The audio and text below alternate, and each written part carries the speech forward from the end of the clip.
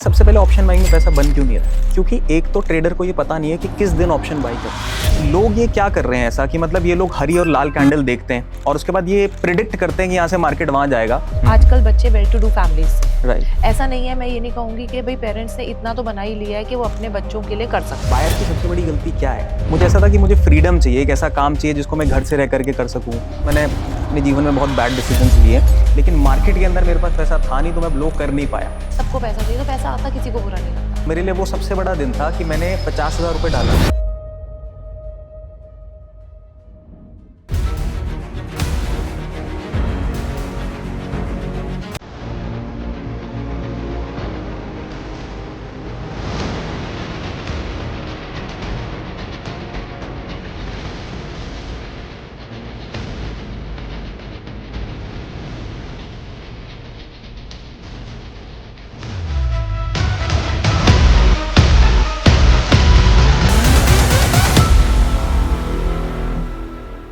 नमस्कार दोस्तों, house of पहचान में जो आज हमारे गेस्ट हैं वो स्पेशली हमारे लिए उत्तराखंड से आए हैं।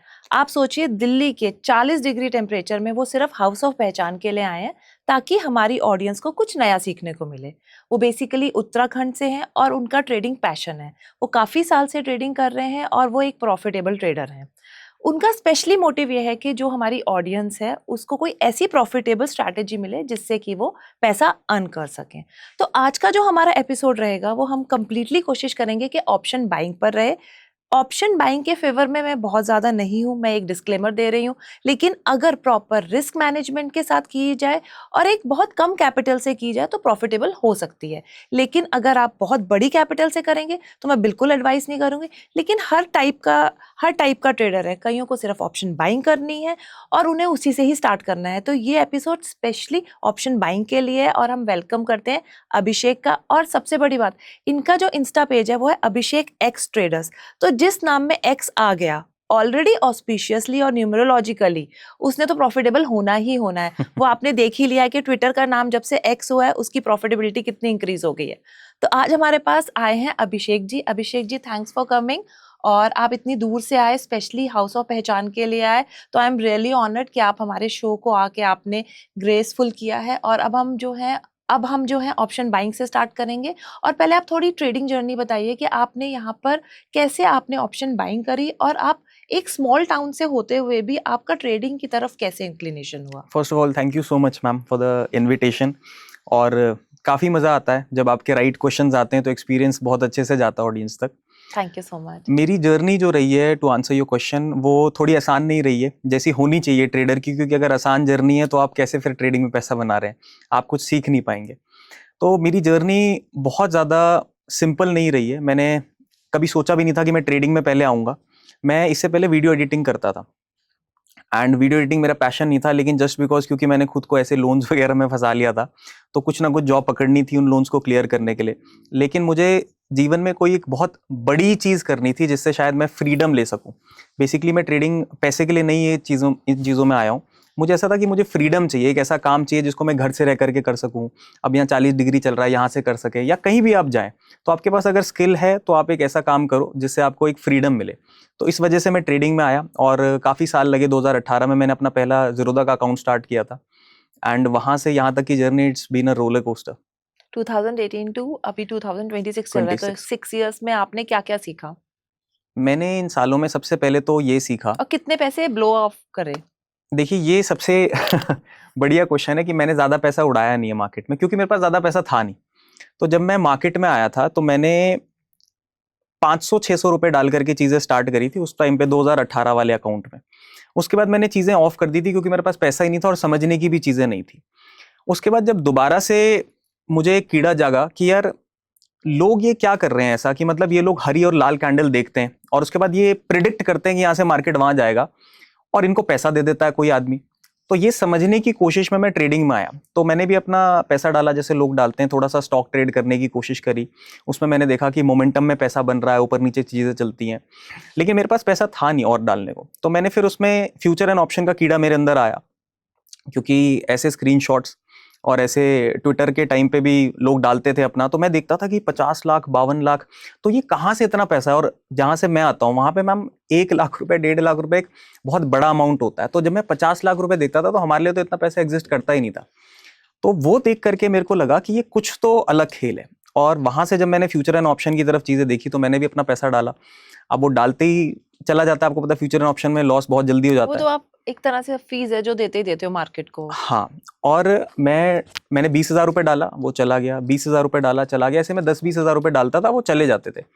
एक बार ही ऐसा हुआ कि मैंने थोड़ा बहुत चीजें सीख करके समझ करके, मैं साइड बाय साइड मेरी जर्नी चली रही थी सीखने की, मैंने 50,000 रुपए डाला और वो मार्केट में टिक गया।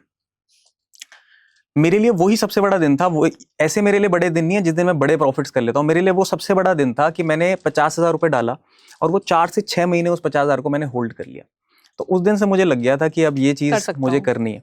बट ये अच्छा क्वेश्चन था आपका कि कितना पैसा मैंने ब्लो किया। मैंने ज्यादा से ज्यादा लाख रुपए 1.5 लाख रुपए मार्केट के अंदर ब्लो किया होगा। उससे पहले तो मैंने अपने जीवन में बहुत बैड डिसीजंस लिए, लेकिन मार्केट के अंदर मेरे पास पैसा था नहीं तो मैं ब्लो कर नहीं पाया।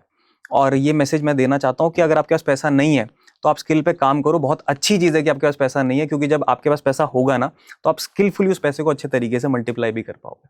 अभिषेक, ये बात आप बिल्कुल ठीक कह रहे हो। जो लोग ज्यादा पैसा लेके आते हैं वो ज्यादा गवाते हैं, जिनके पास पैसा कम होता है वो ज्यादा संभल के चलते हैं, क्योंकि उन्हें अपनी पहले कैपिटल भी प्रोटेक्ट करनी है और रिटर्न भी निकाल पाते हैं, क्योंकि उसकी वजह ये है कि उनको पता है कि हमारे पास अब बैकअप में और कुछ नहीं है, तो जो है उसे ढंग से यूज कर लो। देखिए, मार्केट ना मैम कभी भी ये नहीं बोलता है कि आप करोड़पति होकर के आओ और मैं फिर आपको सिखाऊं, या फिर आप रोडपति होकर के आओ तो मैं आपको सिखाऊं।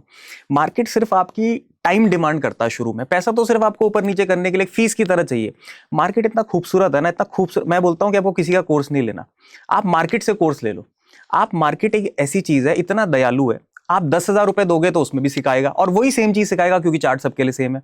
और आप करोड़ों रुपए लेकर के आओ तो भी आपको वही चीजें सिखाएगा।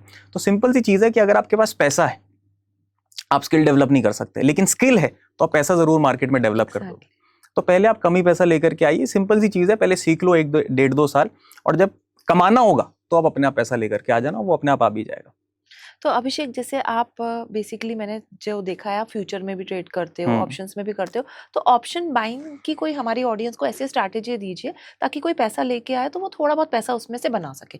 मैं ये नहीं कहूंगी बिल्कुल भी कि वो ऑप्शन बाइंग से अपना घर खर्च चलाए, बिल्कुल नहीं, वो छोटे मोटे खर्चे निकाल पाए, क्योंकि जो आजकल जनरेशन है या यंग जनरेशन है उन्हें क्या चाहिए। देखिए, आजकल बच्चे वेल टू डू फैमिलीज से हैं, ऐसा नहीं है, मैं ये नहीं कहूंगी कि भाई पेरेंट्स ने इतना तो बना ही लिया है कि वो अपने बच्चों के लिए कर सकते हैं। तो बच्चों को क्या चाहिए कि उनको छोटी मोटी जरूरतें पूरी हो जाएं।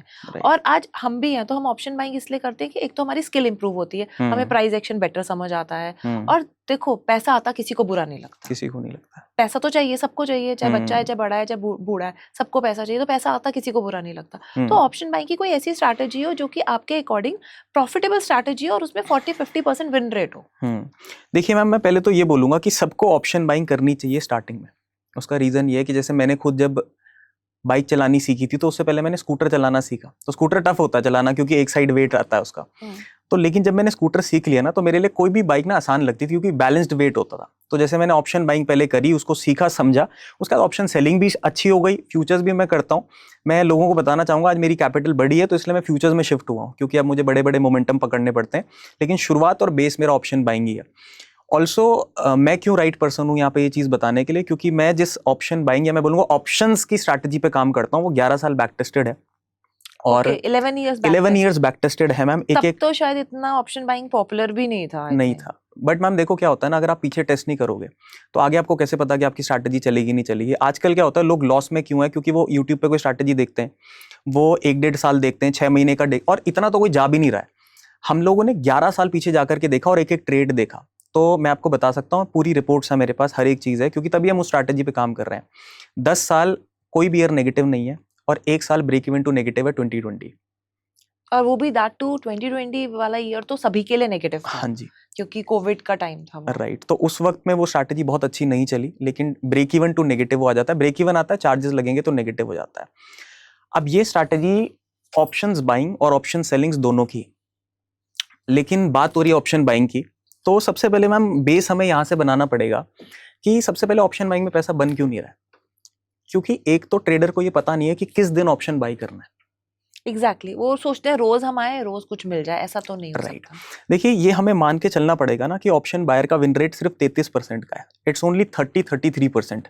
क्यों है? क्योंकि most of the times market sideways रहता है। लेकिन अगर हमें पहले से ये भी पता चल जाए कि किस दिन मार्केट साइडवेज हो सकता है, तो शायद उस दिन हमारी स्ट्रैटेजी हमें यूज ही करने की जरूरत ना पड़े। और अगर आप ऑप्शन बायर हो तो उस दिन आप मार्केट में काम करो जिस दिन आपको पहले से पता हो कि आज मार्केट में मोमेंटम आएगा। तो शुरुआत जो हमें करनी है ना ऑप्शन बाइंग में प्रॉफिटेबल होने के लिए, उससे एक स्टेप पीछे होमवर्क करके करनी है। वो होमवर्क क्या है कि हमें एक दिन पहले पता चल जाए कि कल मार्केट में मोमेंटम आएगा या फिर नहीं आएगा। तो अभिषेक ऐसे कैसे पता चल सकता है कि अगले देखिए दिन मोमेंटम आएगा या नहीं इट्स आएगा? वेरी सिंपल, ये बहुत सिंपल है। मेरे को भले ही 8 साल लगे बट मैं 10 मिनट में इसको क्लियर कर दूंगा। बताओ। मुझे मैम 2 तरीके से इसको समझ में आ जाएगा। 2 तरीके से हम इसको पकड़ सकते हैं कि कैसे कल मोमेंटम आएगा या नहीं आएगा। एक, आप डेटा देखना सीख जाओ, वो थोड़ा सा किसी के लिए टफ हो सकता है बट हम इजी बना करके जाएंगे। और दूसरा, मेरे पास एक फिबोनाची का टूल है जो आपको ऑलरेडी बता देगा कि कल मुझे बाई करना है या फिर कल मुझे सेल करना है। वो आपका बायस क्लियर कर देगा। अब बायस क्या होता है इसको भी थोड़ा सा क्लैरिफाई करेंगे कि लोगों को ना ये नहीं पता होता कि कल मुझे किस डायरेक्शन में काम करना है। वो 90% ऑफ द टाइम सिर्फ मार्केट देखने के बाद अपनी प्लानिंग बनाते हैं। उसको मैं बोलता हूँ रिएक्टिव ट्रेडिंग। अब आप जब रिएक्शन से ट्रेड कर रहे हो तो आप ऑलरेडी इमोशनली ट्रेड कर रहे हो, आपके पास कोई लॉजिक्स नहीं है, आपका कोई प्लान ऑफ एक्शन है ही नहीं। कोई है ही नहीं। एंड ऐसा बोलते हैं ना कि first of all plan the trade and then trade the plan. तो वो प्लानिंग है कि आधों को यही नहीं पता कि प्लान बनाना कैसे, उनकी भी गलती नहीं है। तो आपको ना एक दिन पहले ये समझना है कि कल मुझे मार्केट में बाई करना है या सेल करना है। इसका सबसे पहले टूल पे बात करते हैं, फिर मैं डेटा वाली बात करता हूँ। तो ऑडियंस ध्यान से सुनिए, अब पॉडकास्ट बहुत इंटरेस्टिंग होने वाला है क्योंकि अब अभिषेक हमें ये बताएंगे कि ऑप्शन बाइंग एक्चुअली करनी कैसे है। तो वर्ड टू वर्ड ध्यान से सुनिए, स्किप मत कीजिएगा। राइट।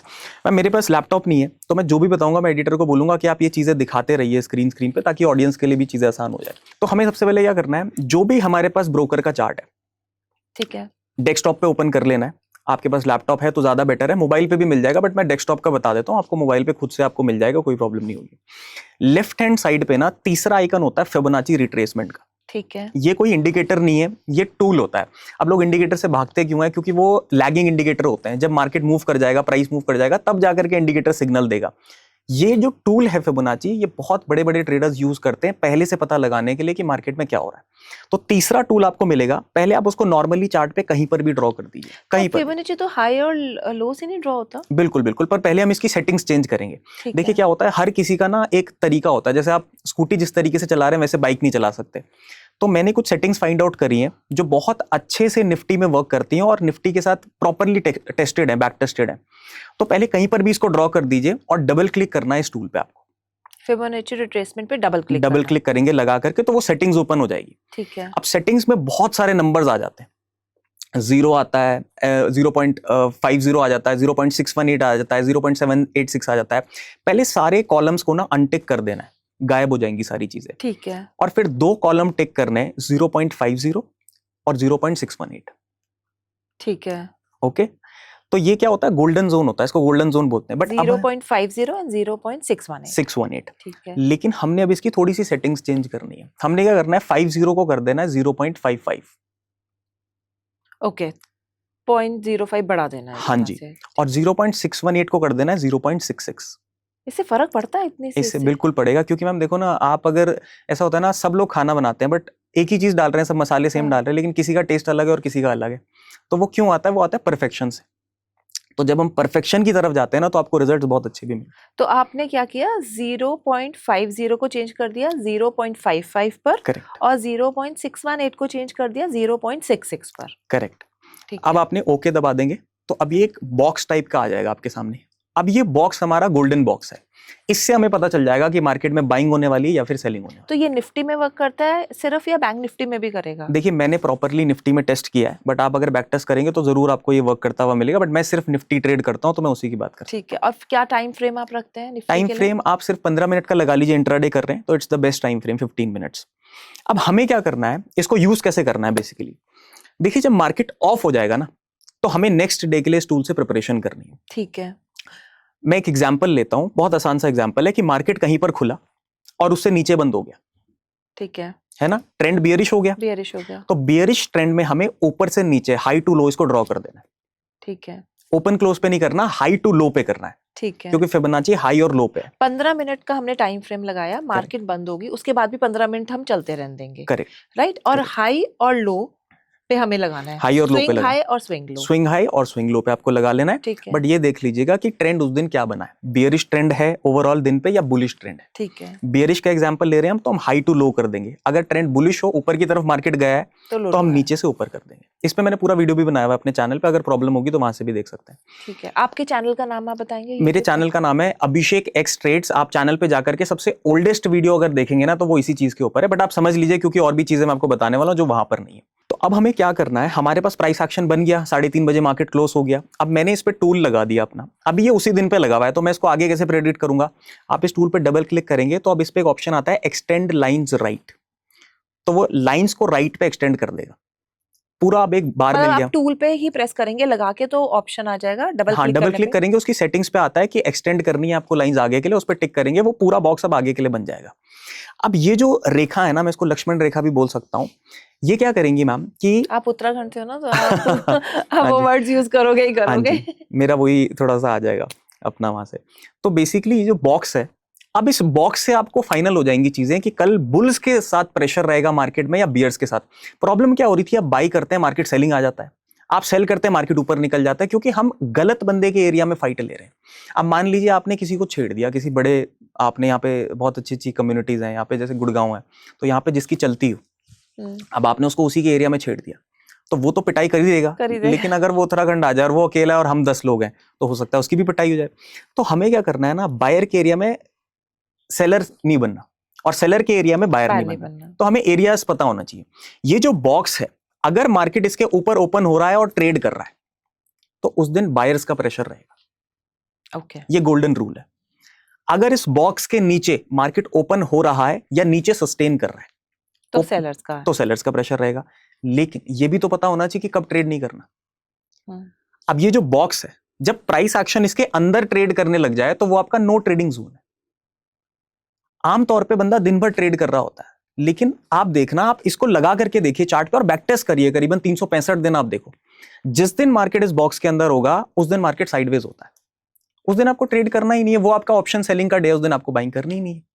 और जब मार्केट इसके ऊपर है या नीचे है, तब बाइंग करनी है आपने, तब इसमें आप ऑप्शन बाइंग कर सकते हैं। लेकिन एक छोटा सा रूल मैं इसमें ऐड करता हूं, अगर प्राइस, दोबारा से आप इसको लिख लीजिए, जो भी लोग ये पॉडकास्ट देख रहे हैं आप इसको प्लीज लिख लीजिएगा। दोस्तों प्लीज ध्यान से सुनिए, ये बहुत अच्छी चीज बता रहे हैं। जनरली ऑप्शन बायर्स इसमें कंफ्यूज होते हैं कि आज हमें ट्रेड लेना है या नहीं लेना है।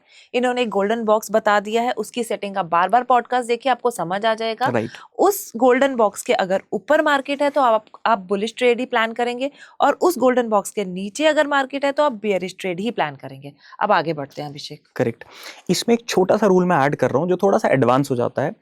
अगर प्राइस बहुत ज्यादा दूर चला गया, खुल गया है, बहुत हाई खुल गया है, मतलब एक रेंज होती है मार्केट की भी, बिल्कुल, लेकिन अगर इस गोल्डन बॉक्स के बहुत दूर खुल गया है, तो ये फिर उतना पावरफुल काम नहीं करेगा। उस दिन आप दिन को अवॉइड भी कर सकते हैं, क्योंकि अगर बहुत ऊपर खुल गया है तो होता क्या है, इसका साइकोलॉजी बेसिकली कैसे काम करती है। अगर बायर के एरिया में भी बहुत ऊपर खुल गया है, तो कोई बायर इतनी हाई प्राइस पे बाई करेगा नहीं, सेलर उसके एरिया में एंटर होंगे नहीं, तो उस दिन भी मार्केट थोड़ा सा हल्का सा रहता है।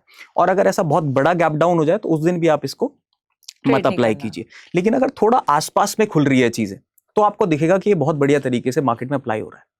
तो ये आपका वो टूल है जिससे आपका एक दिन पहले बायस बन जाएगा। आपको कोई इंडिकेटर नहीं लगाना, कुछ प्राइस नहीं देखनी, कुछ इधर उधर नहीं देखना, आपको बस टूल लगाना है, देखना है मार्केट कहां पे ओपन हुआ और उसके हिसाब से आपको अपना एनालिसिस आगे बढ़ाना। ये तो बहुत बढ़िया स्ट्रैटेजी, अगर इस पे कोई ढंग से प्रैक्टिस करे तो बहुत अच्छा अर्न कर पाएगा। बिल्कुल, डेफिनेटली। देखिए स्ट्रैटेजीज बहुत हैं, आपकी साइकोलॉजी को जो सूट करिए आप उस पे वर्क करिए, और उसी एक स्ट्रैटेजी पे बार बार वर्क करिए, तो अब डेफिनेटली प्रॉफिटेबल होंगे। डेफिनेटली। तो अगले दिन फिर हम आ गए मार्केट पे, हमने ये सब अपना होमवर्क करके रखा है। हाँ जी। नेक्स्ट डे मार्केट पे आ गए, जैसे ही मार्केट में अगर ऑप्शन जो बाय करनी है तो कौन सी बाय करनी है उस टाइम? देखिए बहुत बढ़िया क्वेश्चन है मैम ये आपका कि कौन सी ऑप्शंस बाय करनी है। हमें लगता है ना कि सस्ता खरीद लेता हूं और महंगा बेच दूंगा तो कितना बड़ा प्रॉफिट होगा। ये सस्ते की लैंग्वेज में ऑप्शंस को बोलते हैं OTM, out of the money. Out of the money. तो ये जो 8 रुपए, 10 रुपए, 15 रुपए, 20 रुपए वाले जो ऑप्शंस है ना, ये बहुत चीप लगते हैं कि अभी खरीद करके अरे 5,000 रुपए का मिल रहा है, लेकिन इसका प्रीमियम बढ़ने में सालों लग जाएंगे। देखो मैं सबसे पहले ऑडियंस को क्लियर कर दूं कि ऑप्शन का प्रीमियम किस तरीके से बढ़ता है। मैं मानता हूं आप 2-3 भाइयों को एक साथ लेकर के चलो, एक भाई को मनाओगे, दूसरे को मनाओगे, तीसरे को मनाओगे, तब जाकर के वो तीनों मेरे साथ चलेंगे। ऑप्शन के प्रीमियम में भी 3-4 भाई होते हैं, ऑप्शन में ग्रीक्स होते हैं, फॉर्मूले की वजह से ऑप्शन मूव कर रहा है। ऐसा नहीं कि निफ्टी भागा तो ऑप्शन भाग जाएगा, ऐसा बिल्कुल नहीं होता है। ऑप्शन तब मूव करेगा जब सबसे पहले गामा हिलता है ना। गामा क्या होता है, हमारी ऑडियंस को बताओ। देखिए ये एक ऑप्शन ग्रीक होता है बेसिकली, जो स्पीड, मैं बोल सकता हूं कि स्पीड है ये, कि एक वो नहीं होता है कि जिस दिन एक्सपायरी होती है तो बोलते हैं लोग गामा ब्लास्ट हो रहा है, कि गामा ब्लास्ट पकड़ना है, 10 का ऑप्शन 300 चला गया, वो गामा की वजह से होता है। क्योंकि जब बहुत तेज मार्केट भागता है ना, तो सबसे पहले गामा हिलता है मार्केट के अंदर। ऑप्शंस का एक ग्रीक होता है गामा। जब गामा भागता है तो गामा डेल्टा को सिग्नल दे देता है कि भाई मैं जा रहा हूं, आप मेरे साथ चलोगे क्या। तो डेल्टा भागना शुरू करता है, और डेल्टा ही वो चीज है कि निफ्टी के, अगर निफ्टी मूव कर रहा है तो कितना ऑप्शन भागेगा वो डेल्टा बताता है, ये उसकी कैलकुलेशन है। बहुत सिंपल लैंग्वेज में मैं बताने की कोशिश कर रहा हूं, थोड़ा एंट्री केसेस हैं बट इतना काफी है लोगों के लिए। गामा भागेगा पहले, गामा के बाद डेल्टा भागेगा, लेकिन कुछ लोग रोकेंगे भी तो। अब जो रोकते हैं ऑप्शन बाइंग के प्रीमियम को ऊपर जाने से, वो होता है थीटा, जो बोलते हैं थीटा डीके। और दो ग्रीक्स और भी होते हैं, जैसे एक होता है वेगा, वो वोलेटिलिटी होती है कि कितनी वोलेटिलिटी रहेगी तो उससे ऊपर नीचे होगा, और एक होता है रो, वो इंटरेस्ट रेट पे होता है, बट वो इतना काम का नहीं है हमारे। लेकिन हमें ना चीजों को सिंपल रखना है ताकि लेमैन सारे समझ सके बिल्कुल और समझ सके। अपना डेली ट्रेडिंग में इसे इन्वॉल्व कर सके। हाँ जी, तो अब हमें क्या करना है, वो जो छोटा प्रीमियम है ना, उसकी तरफ ध्यान ही नहीं देना है। अगर हमें ऑप्शन बाइंग करनी है तो हमें सिर्फ और सिर्फ आईटीएम्स पे ट्रेड करना है, इन द मनी वाले। एटीएम क्यों नहीं करना है? एटीएम मैम इसलिए नहीं करना क्योंकि एटीएम पे भी धीरे धीरे करके थीटा डीके बन जाता है, और मैं आपको बताता हूं क्यों नहीं करना। आप ये समझिए कि ऑप्शन बायर का पैसा कब बनेगा, जब सेलर का लॉस होगा, जब सेलर डरेगा, अपने कॉन्ट्रैक्ट को छोड़ना शुरू करेगा, तभी तो बायर कमाएगा। ओटीएम पे तो सेलर अपना प्रीमियम को, मैं बोल सकता हूं कि रिड्यूस करने के लिए बैठे रहते हैं, और वो अगर डर ही नहीं रहा है तो ऑप्शन बायर का पैसा बन कैसे सकता है। कई बार ऐसा होता है, ये ऑडियंस ने भी देखा होगा, निफ्टी ऊपर जा रहा है लेकिन प्रीमियम नहीं दौड़ रहे, बहुत बार होता है, बहुत बार होता है। तो वो इसलिए क्योंकि सेलर अपनी पोजीशन छोड़ ही नहीं रहा है। सेलर कहां पे डरता है प्रीमियम पे अपनी पोजीशन बनाने पे, इन द मनी पे, क्योंकि महंगा प्रीमियम है, बहुत तेजी से जाएगा, तो सेलर का अनलिमिटेड लॉस है। तो आप उसकी साइकोलॉजी से खेलना शुरू करिए, आप वहां पे पोजीशन बनाइए जहां पे सेलर डरेगा। इस पे भी एक पर्टिकुलर ऑप्शन मैं आपको स्ट्राइक प्राइस बता रहा हूं जो सबसे बेस्ट वर्क करती है, वो होती है 100 पॉइंट्स इन द मनी।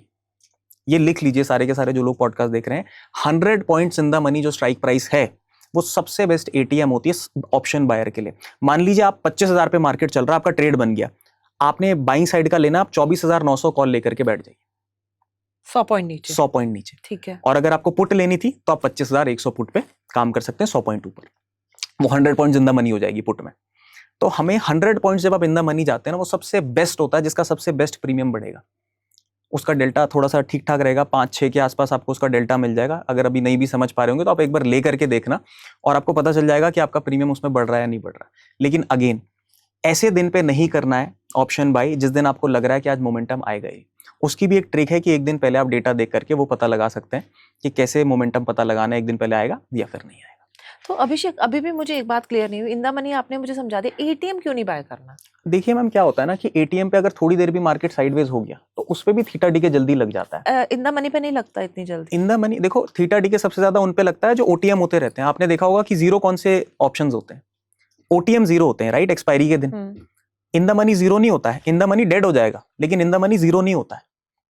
अच्छा, तो ये वजह है इसको। तो ये वजह है, अगर एटीएम पे चीजें चल रही है और वो थोड़ा सा भी नीचे क्लोज हो गया है ना, तो वो जीरो हो जाएगा, ओटीएम बन जाएगा। वो थोड़ा सा भी ओटीएम ही होता है, इस पर कोई मार्जिनल नहीं रहता कि मैं तो थोड़ा सा ही एटीएम हूं, प्लीज मेरे को वो मत कीजिए। थोड़ा सा ओटीएम चाहे हो, वो जीरो ही होगा प्रीमियम। तो इसलिए इन द मनी पे ट्रेड तो इसीलिए हमें 100 पॉइंट का मार्जिन रख लेना है, क्योंकि देखो 100 पॉइंट का स्टॉप लॉस हम लगाएंगे नहीं मार्केट में। तो अगर मार्केट हमारे स्टॉप लॉस तक भी आएगा ना, तो पहले ही बाहर हो जाएंगे ओटीएम होने से पहले। अच्छा, और अब अभिषेक ये बताओ, हमने बाय ट्रेड प्लान करना है, किस प्राइस एक्शन या कोई इंडिकेटर क्या फॉलो करना है? ये तो हमें समझ आ गई कि आज हमारा दिन है, आज ऑप्शंस का दिन है, भले ही बाइंग है भले ही सेलिंग है, तो वो उसमें क्या स्ट्रैटेजी या क्या पैटर्न फॉलो करना है? देखिए, स्ट्रैटेजीज बहुत सारी है मेरे पास, एक मैंने आपको बताई भी ऑलरेडी, लेकिन थोड़ा सा मेरे को टाइम लगेगा इन चीजों में बताने में। लेकिन मैं एक सेंटिमेंट एनालिसिस जरूर बता देता हूँ, जो लोग, जिससे लोग शुरू कर सकते हैं। देखिए क्या होता है दोस्तों, मैं आपको एक चीज बता रहा हूँ, ध्यान से आप इसको लिख लीजिएगा क्योंकि इट्स वेरी इंपॉर्टेंट। ये मैं इसलिए नहीं बता रहा हूँ क्योंकि बहुत अच्छा लगेगा पॉडकास्ट पे, इसलिए बता रहा हूँ क्योंकि मेरे लिए डेली में काम आता है। हम क्या होता है ना, हम लोग जब, जैसे मैंने बताया कि फिबोनाची के ऊपर हमें बाय करना है, लेकिन हम बाय पता कब कर रहे हैं, जब सेलर हमें पता ही नहीं है कि कितना वीक है। मैं दोबारा से इसको बोल देता हूं, हम जब बाइंग एरिया में बाई कर रहे हैं, हमारा एरिया सही है, लेकिन क्या हमने देखा कि सेलर उस दिन स्ट्रांग है या वीक है? अगर हमने बाई कर लिया और उसने मार्केट पलटा दिया, ऐसा तो नहीं है कि मार्केट बिल्कुल 100% ऊपर ही जाता रहेगा। हमें क्या करना होता है ना, एनालाइज करना पड़ता है कि आज सेंटीमेंट सेलर का वीक है या नहीं है, या उसकी स्ट्रेंथ कितनी है। दुश्मन के एरिया में नहीं है हम लोग, हम मानते हैं, लेकिन क्या पता कुछ रणनीतियां बन गई हो अंदर ही अंदर और दुश्मन आ जाए, पता नहीं है हमें कि हमारे खेल होना है। तो हम क्या करते हैं ना, बायर की सबसे बड़ी गलती क्या है, वो हरी कैंडल पे बाय कर रहा है। जब टॉप पे मार्केट दिख रहा है ना तो वो बाय कर रहा है, लेकिन उसने दुश्मन का अंदाजा लिया ही नहीं कि वो कितना स्ट्रांग है। फिर उसका स्टॉप लॉस लग जाता है और मार्केट ओरिजिनल डायरेक्शन में चला जाता है, या फिर मार्केट रिवर्स हो जाता है। आज से एक चीज इंप्रूव करनी है कि हम ग्रीन कैंडल पे बाय नहीं करेंगे। जनरली लोग बाय करते हैं तो ग्रीन कैंडल पे करते हैं क्योंकि आसान लगता है, मार्केट ऊपर जा रहा है, लंबी लंबी कैंडल्स बन रही है, वो रिवर्स हो जाता है। हम बाय करेंगे डिप में, जैसे बोला जाता है buy on dip and sell on rise, बोला जाता है ना ये। बिल्कुल। तो बाय ऑन डिप क्यों बोला जाता है? क्योंकि जब डिप आएगी ना, और अगर डिप वीक है, इसका मतलब बायर्स सेलर्स के ऑर्डर्स को हजम कर रहे हैं। अब रिटेलर तो कर पाएगा नहीं, करेंगे बड़े प्लेयर्स ही, और अगर वो बहुत बड़ी डिप नहीं आने दे रहे तो इसका मतलब उनका प्लान है कि आज मार्केट में बाइंग साइड स्ट्रेंथ आएगी। वैसे ये बहुत वैलिड पॉइंट है कि अगर बहुत ज्यादा नहीं गिरा पा रहे मार्केट को और छोटी रेड कैंडल्स बन रही हैं तो डेफिनेटली बाय साइड का ही मोमेंटम आएगा।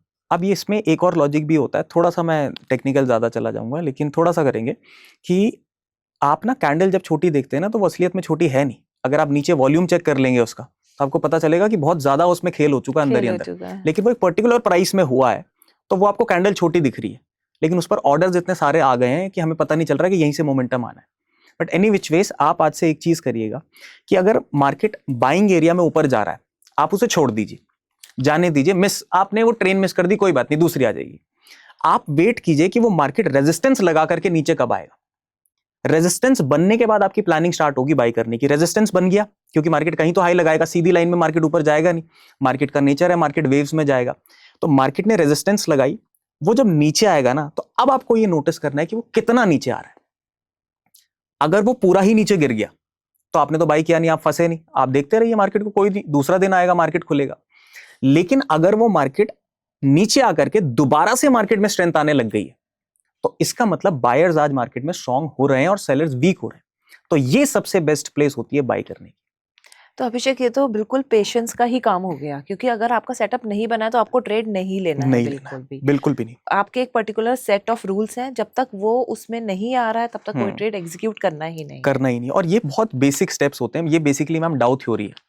डाउ थ्योरी हमें बताती है कि हायर हाइज और हायर लोज बन रहे हैं तो मार्केट में बुलिश स्ट्रेंथ है, और लोअर हाइज और लोअर लोज बन रहे हैं तो मार्केट में बेयरिश स्ट्रेंथ। इस पे मैंने पूरा वीडियो बना करके रखा हुआ है चैनल के ऊपर ही।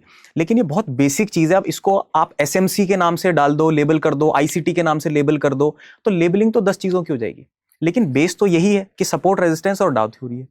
तो ये बेस अगर किसी का क्लियर नहीं है ना तो उसको ट्रेडिंग में फिर 10 स्ट्रैटेजी ढूंढनी पड़ेंगी, और अगर ये बेस क्लियर है तो वो अपनी स्ट्रैटेजी खुद ही बना लेंगे यहाँ से।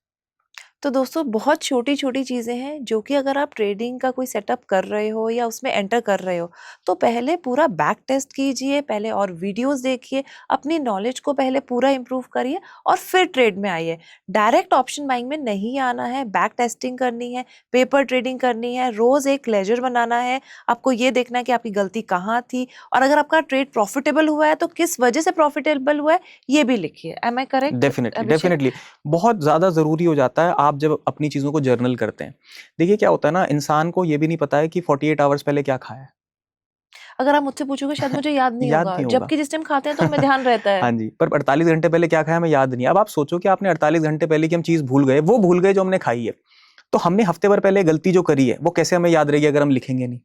बड़े बूढ़े भी बोल के गए हैं कि भाई चीजें लिख करके ज्यादा जल्दी याद होती हैं, और जब आप लिखते हैं और रिवाइज करते हैं तो वो दिमाग में बैठ जाता है। तो आप जिस टाइम गलती कर रहे हो ना, आप उस दिन उसको लिख दो कि भाई मैंने ऑप्शन बाइंग में आज फोमो ट्रेड कर दिया।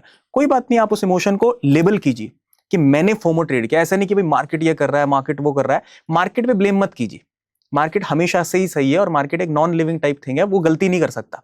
It is an algorithm. गलती हम करेंगे, जो गलती हम कर रहे हैं वो आप लिख लीजिए। धीरे धीरे करके ना उन गलतियों को आप काटना शुरू करो। स्वामी विवेकानंद भी बोलते थे मैम कि नेति नेति करके आपको सच मिल जाएगा। मतलब आप गलत चीजों को ना ना ना ना करते रहोगे तो फिर जो बचेगा वो सच होगा। तो जब आप अपनी सारी गलतियां लिख लोगे और सबको करेक्ट कर लोगे तो फिर गलती करने का आपका स्कोप ही नहीं बचा। और अभिषेक ये बहुत जरूरी है। बहुत आप जब जरूरी तक अपनी मिस्टेक्स नहीं लिखोगे आप उसको इम्प्रूव कैसे करोगे? है क्योंकि डेफिनेटली। अगले दिन हम फिर वही गलती करते हैं, ये एक ह्यूमन नेचर है। हम जब तक लिखेंगे नहीं ना तब तक हम उसको लेबल नहीं कर रहे हैं। When we can not label a problem, how we will understand कि वो प्रॉब्लम है भी या नहीं है, और बिना प्रॉब्लम को समझे सॉल्यूशन मिलेगा नहीं। तो दोस्तों आज का एपिसोड बहुत इंटरेस्टिंग है क्योंकि इसमें ऑप्शन बाइंग का आपको पूरा बता दिया गया है, कोर के कैसे करनी है और उसकी रूल बुक क्या रहनी चाहिए। अभिषेक एक ना हम जब ऑफ कैमरा बात कर रहे थे तो आप ना एस्ट्रोलॉजी में भी बहुत बिलीव करते हैं। तो आपने एस्ट्रोलॉजी और स्टॉक मार्केट को कैसे लिंक किया हुआ है? क्या कुछ पर्टिकुलर डेज हैं जो हमें ट्रेडिंग अवॉइड करनी चाहिए या कुछ ऐसे पर्टिकुलर डेज हैं जिसमें ट्रेडिंग करनी चाहिए अकॉर्डिंग टू हिंदू कैलेंडर? देखिए मैम, मैं बेसिकली एस्ट्रोलॉजी को लोगों तक रखने के लिए एक वर्ड यहाँ पर बोल देता हूँ, टाइम साइकिल्स। देखो समय ना बहुत ज्यादा जरूरी होता है। कोई इंसान अगर ऊपर जा रहा है तो बोलते हैं समय बहुत अच्छा चल रहा है, कोई इंसान अगर नीचे जा रहा है तो बोलते हैं समय बहुत बेकार चल रहा है। तो समय इंसान के जीवन में बहुत ज्यादा जरूरी है। अगर इंसान के जीवन में समय जरूरी है तो क्या मार्केट में नहीं समय जरूरी होगा? बिल्कुल जरूरी है। Timing is really very important. आप अगर ट्रेड डायरेक्शन प्रेडिक्ट कर जाते हैं ना लेकिन फिर भी लॉस हो रहा है तो आपकी गलती नहीं थी, आपने डायरेक्शन तो सही प्रेडिक्ट करी, टाइमिंग का इशू था कि आपने गलत टाइम पे ट्रेड बाय कर लिया। अगर आप थोड़ा रुक जाते, थोड़ी देर में करते तो वही ट्रेड आपका प्रॉफिटेबल हो जाता। तो टाइमिंग इज वेरी इंपॉर्टेंट। जब मैं ये चीज समझा तो मुझे पता चला कि हमें मार्केट में डेली भी काम करने की जरूरत नहीं है। तो इसके लिए देखो, मैं तो इसमें पोजिशनली चीजें करता हूं क्योंकि मैं बड़े मूव्स पकड़ने की कोशिश करता हूं। मेरा निफ्टी में टारगेट 100-150 पॉइंट का नहीं होता, 1000 पॉइंट 1500 पॉइंट ऐसे टारगेट्स रहते हैं जो मैं गैप्स का फायदा उठाता हूं। तो एक सिंपल सी चीज है कि आप मार्केट में पैटर्न्स एनालाइज करना स्टार्ट करो डेट्स के। देखो मैं एक सिंपल सी चीज लोगों को डायरेक्शन दे देता हूं। हमने मार्केट को हमेशा मैम ऐसे देखा है कि horizontal line, support, horizontal resistance, है ना, प्राइस भी ऐसे ऐसे मूव हो रहा है। लेकिन क्यों हमने अपने दिमाग में चीजें ऐसे नहीं डाली कि वर्टिकल भी कुछ हो सकता है? हम हॉरिजॉन्टल लाइंस लगाते हैं, उससे सपोर्ट वर्टिकल लाइंस तो कभी भी नहीं लगाते। कभी नहीं लगाते हम। लेकिन आप वर्टिकल लाइन लगाएंगे ना तो आपको नीचे डेट्स दिखेंगी और वही डेट्स आपके लिए आगे काम करेंगी। मैं एक छोटी सी चीज बता देता हूं यहाँ पे।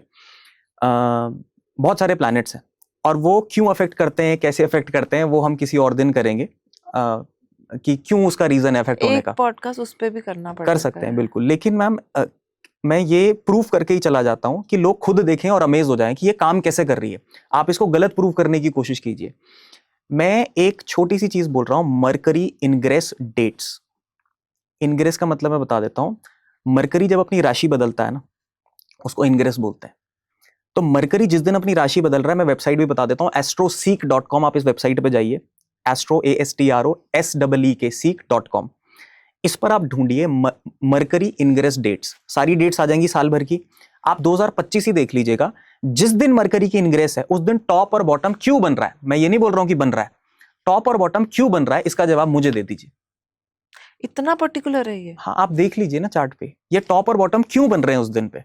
तो इस हिसाब से तो फिर आगे के लिए हम चेक कर सकते हैं कि इन डेट्स पे हमें अगर कुछ पर्टिकुलर ट्रेड लेना है तो अगर डायरेक्शन मिल रही है तो उस डायरेक्शन में बैठे रहो। डेफिनेटली आप इसमें ये कर सकते हैं जिसमें बहुत मदद मिलेगी लोगों को। और ये बातें ना खुल करके कोई नहीं करता क्योंकि इस पे बैकलैश मिलता है लोगों को। क्योंकि जब आप ना नेगेटिव जरूर कमेंट मिलेंगे। देखिए, आउट ऑफ द बॉक्स जब तक नहीं जाएंगे तो ट्रेडिंग कर कैसे पाएंगे?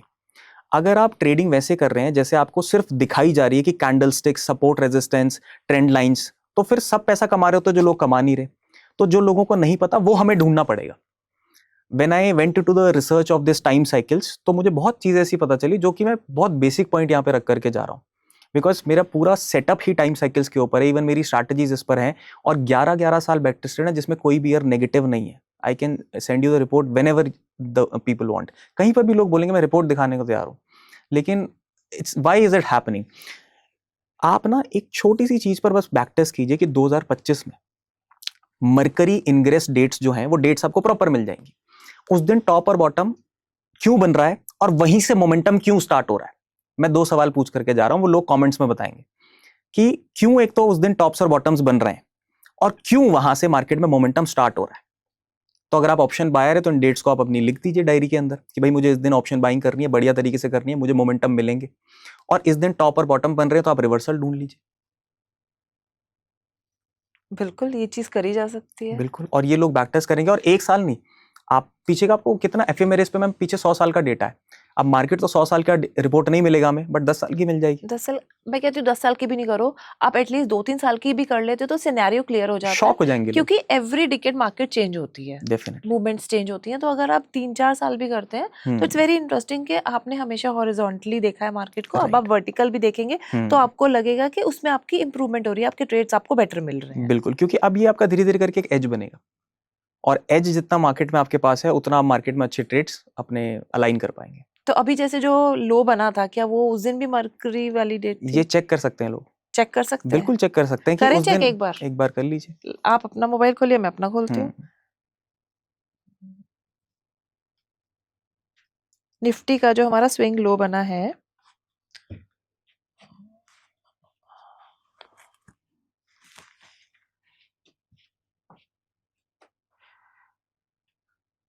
दो तारीख को बना है, 2 अप्रैल। तो दोस्तों देखिए बहुत इंटरेस्टिंग होने वाला है। 2 अप्रैल को निफ्टी का स्विंग लो बना है, जो मैं अपने मोबाइल पे चेक कर पा रही हूँ। 2 अप्रैल को भी बना है और ये बना है 30 मार्च को भी बना है, दोनों दिन लो रही है। जो हमारा स्विंग लो बना है अभिषेक, वो एक बना है 2 अप्रैल को और एक चेक बना कर है लेते हैं 30 मार्च, जहाँ से रिवर्सल आया है। 2026 की मैं डेट्स बता देता हूँ। जनवरी 1, जनवरी 20, फरवरी 6, अप्रैल 15, मई 3। मई 3 देखते हैं। 2026 में तो आया नहीं अभी। अप्रैल 15, अप्रैल 15।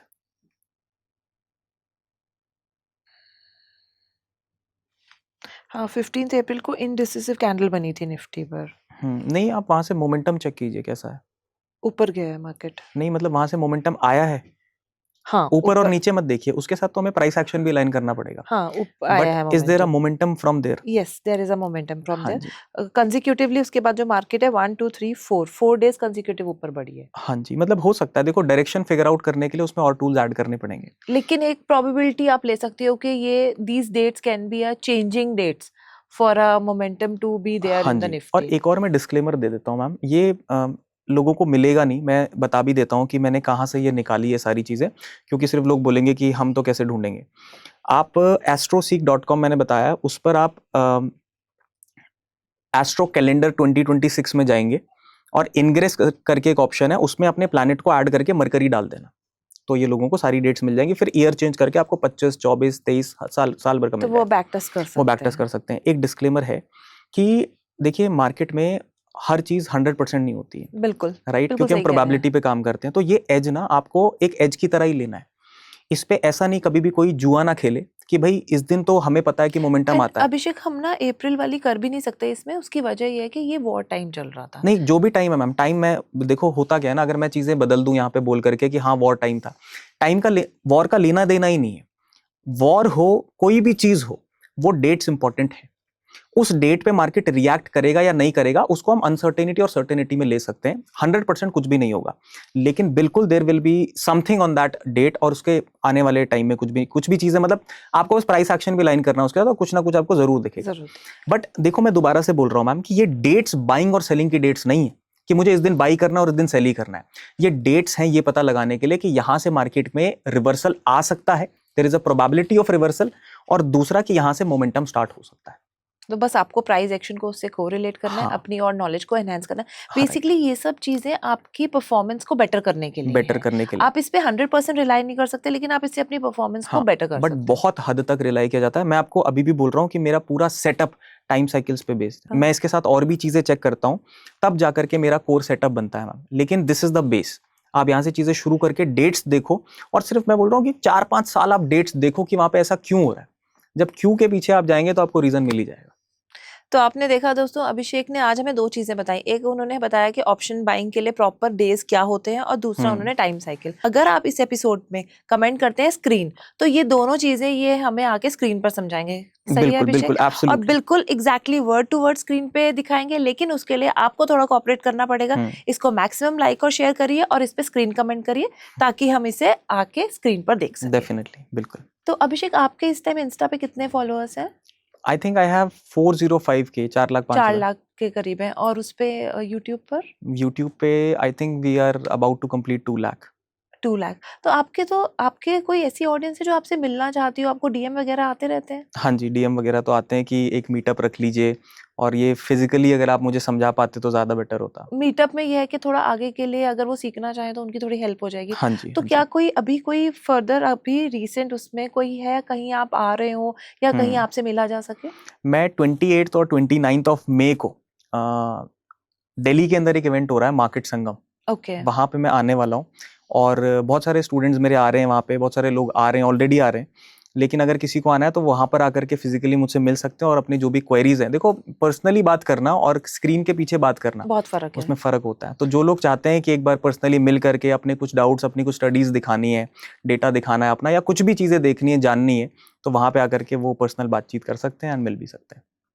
तो दोस्तों 28 29 ऑफ मई को त्यागराज स्टेडियम दिल्ली में अभिषेक जी मिलेंगे आपको। आपके जो भी डाउट्स हैं आप उन्हें नोट डाउन करिए और ये मिलेंगे और ये सॉर्ट करेंगे ही करेंगे। देखिए वहाँ ज़्यादा टाइम नहीं होगा, लेकिन इतना होगा कि आपके डाउट्स क्लियर हो सकें। हुँ।